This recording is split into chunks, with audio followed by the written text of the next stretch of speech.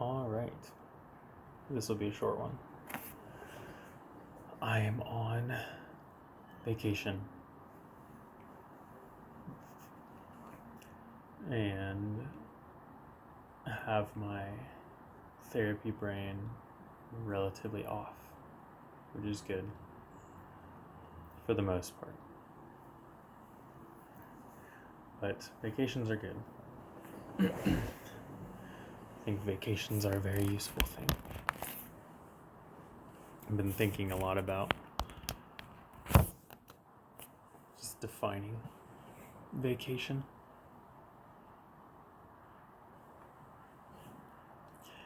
And I feel like they're very much a state of mind as much as they are departures and locations. That's why I think people can do staycations. I think how we choose to be present in our time away from work is part of what defines vacation. Because there are a lot of people that go on vacation and bring their work with them. I have a saying I like to tell a lot of other therapists when they leave and they tell their clients or people at their practice, like, you can get a hold of me, you can reach out and contact me if you need me. I will often tell them that, I'll say, you're not on vacation, you're just out of the office, or you're just not in the office, because you're still available. That's a form of working, which is a bigger issue with a lot of jobs nowadays, and how accessible we are outside of agreed upon hours.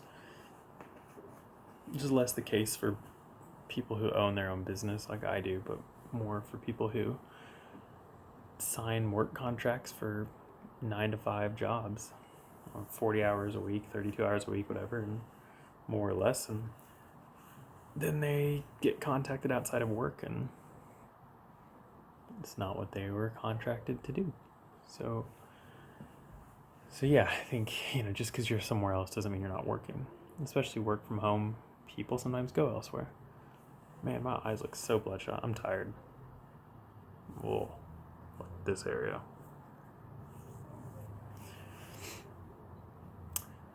Very packed vacation time.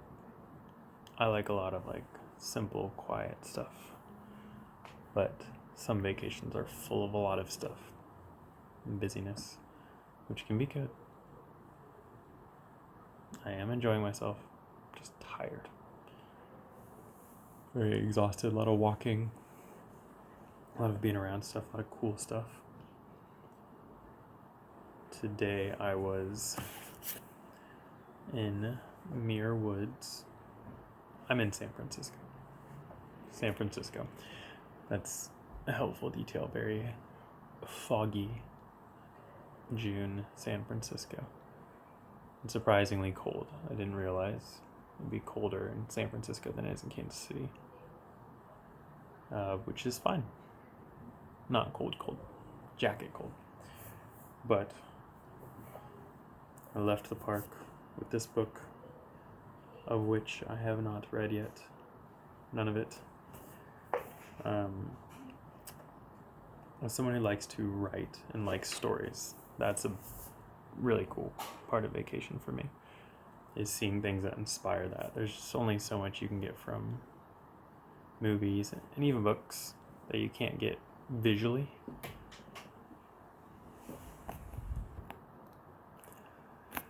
I had the door locked but not shut, apparently, and the wind blew it open. Slightly unsettling. Anyway, it's just something different when you're actually somewhere new. Pictures don't always do things justice, words don't. There's a full immersion thing that people miss when they can't actually be there, which I definitely don't think people need to travel or go to new places to have a full life. But for someone like me who is creative and likes to experience new things isn't proper it's not the right languaging, but just there's like an awe-inspiring nature to, like, you know, this view right here. See how well it looks.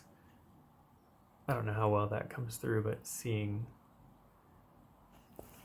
the foggy mountain top is cool and inspiring in a different way. And the way the houses and homes are set up here is just very different than Kansas City, and very different than anything I've seen too. So it's just really cool. Point being, Muir Woods is like similar to going to the redwoods, just tall trees. And so I got this book at their gift shop, because one of the things that I like to do on vacation is to buy local books, and I think it's just fun. And for me, they can be written by a local author and be fiction. This book is nonfiction. I'm like 95% sure. Just someone's adventures. And then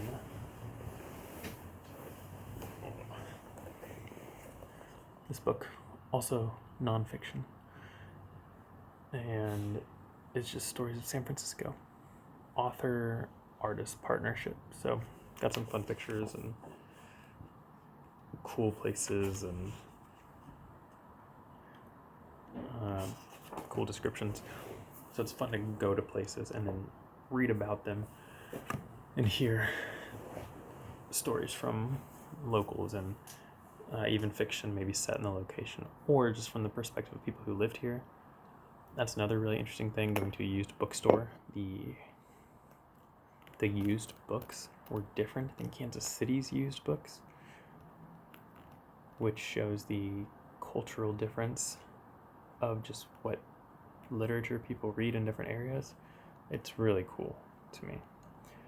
So the three things that I absolutely love when I go to new places: nature, just what the natural environment is. It's always a little bit different everywhere you go. Just seeing what it's like. The second is, like I said before, bookstores, local reading, and the type of aesthetic and vibe that they go for. And then three is coffee shops. That's a fantastic combination.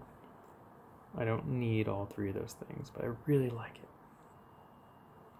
If I go to some cool small town that doesn't have two of those, whatever, but trying local coffee, I will spend more of my touristy money on coffee and books than really anything else. Like going to the woods today costs money. Other things cost money. Fourth on my list is probably just the food in general. Whatever local food is, and that's really specific depending on the place. So if they have local fruits or vegetables or meats or something like that, that's mostly there and not in Kansas City, I'm gonna be all over that. A place like San Francisco is cool because it's very culturally different. So went to a very cool Burmese place yesterday.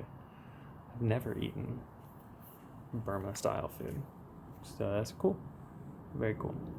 So stuff like that, where I'm not probably gonna find a Burmese restaurant in Kansas City, and either that or I just don't know of one. But different things, experiencing different things.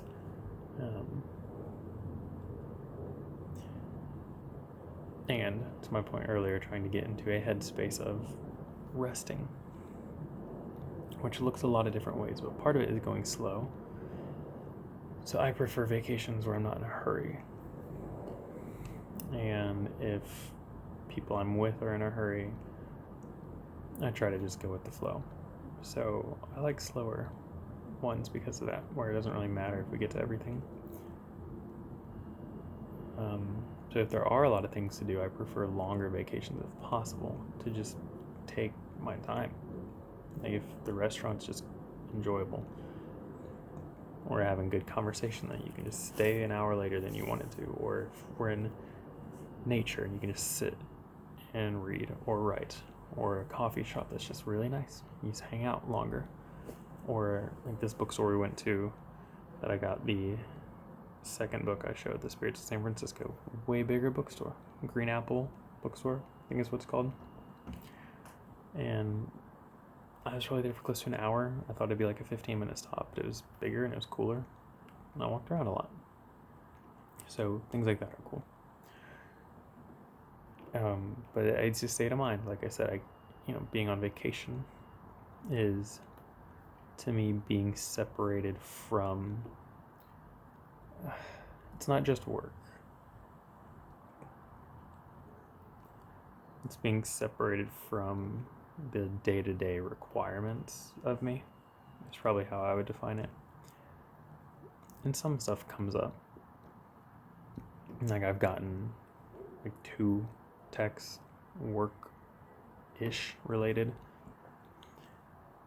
since I've been here, and I don't access my emails at all, and both of these texts were from people at work, and they just made sense to give a very quick response. And if they were like requests of my time, I would say no. But one was like, hey, did this thing happen? I was like, yes. Another one, someone was making a comment about just the something at my office, and I just was like, I'm not there this week.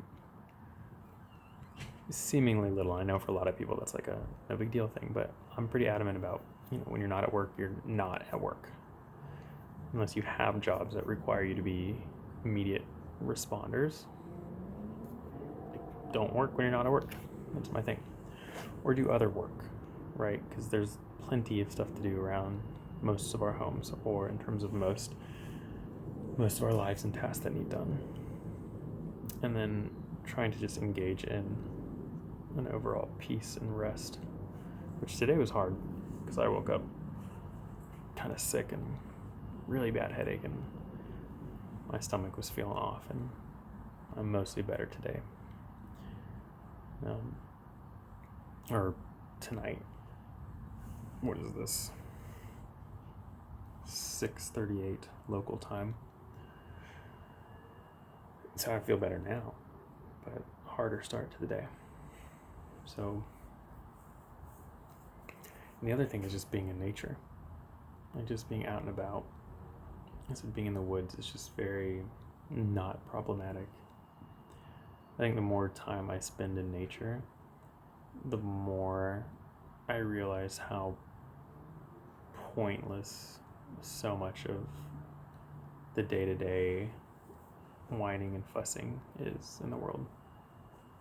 There are definitely legitimate problems, but I think a lot of problems can be solved by people just not caring about things as much in a really healthy way. Like people getting mad at other people. Like if you're on the receiving end, it's hard to settle that and not care, but this is a multi-directional solution I guess I'm offering. Just don't freak out if someone's acting slightly different than how you want them to, or if they are slightly different than you are, and just chill. This thing about being out in the woods, you pass someone on a trail, you just say hi.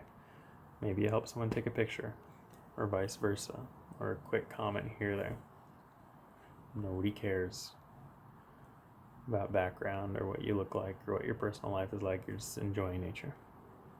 I think we just make too much of a hubbub about stuff. And that's a general feel that I get from San Francisco, is it feels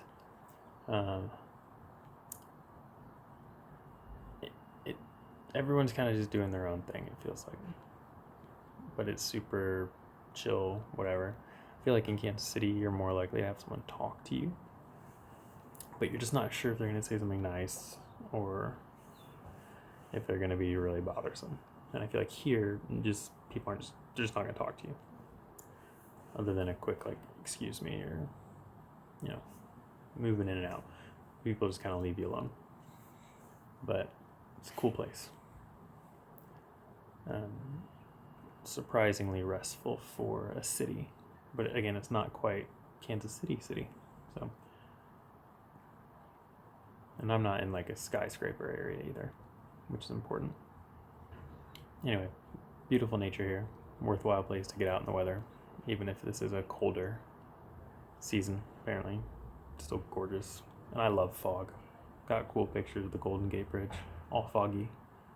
It's awesome. I love that kind of stuff. It's not for everyone, but I love it. Love fog. And cool mornings and weather like that. So, yeah, those are just two things I'm reflecting on. Is that vacation is a mindset, not a destination. At the very least, that's a factor. It's at least a factor. And if that's not true for you, whatever. But I think you have to enter that mode, just like when you go to work, you enter work mode, and like you have to enter into the experience. You have to make a choice. It's just true for every experience. Physically being there is not the same as being emotionally or spiritually or mentally present. To fully choose to be on vacation.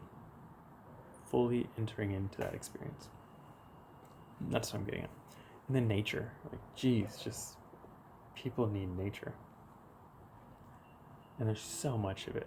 I know people talk about like deforestation and too many people on the planet. It's not true.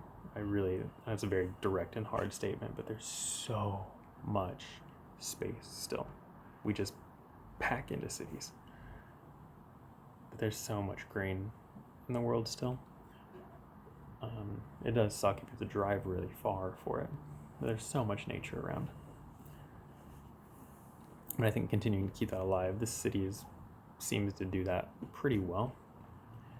I mean, this neighbor right here, it's a gorgeous garden. They are out in their garden right now, so I'm not going to turn the camera to it for their privacy. It might have been earlier. I haven't rewatched this. You might have saw it when I flipped the camera around a little bit. But gorgeous garden. And a ton of the city has trees in a lot of places and beautiful gardens, even though the buildings are stacked on top of each other all over the place. They fit more greenery in than Kansas City. Kansas City is definitely more of a concrete jungle than this place is. So, as cities go, my part of town, decent amount of trees and greenery, and a lot of the Missouri side throws it in a lot, which is really cool. A lot of nice parks and just general areas. But point being, nature is important. Greenery is important. Plants are important. Water is important.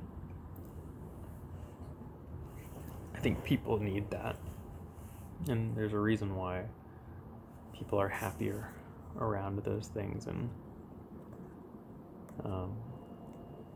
it's just amazing seeing all the people here out in nature of all different ages and surprisingly diverse able-bodiedness too, which is credit to San Francisco as much as it is the people here. A lot of nature is surprisingly accessible. Like, just you can get around. I mean, the woods we were in today are people in wheelchairs in the woods. It's because they built into the woods in a way that you can do that functionally. Can't go everywhere. There's still stairs and stuff. But yeah, and just people who are older and potentially could be less mobile, but have chosen to stay mobile, getting around, being around nature. Just cool.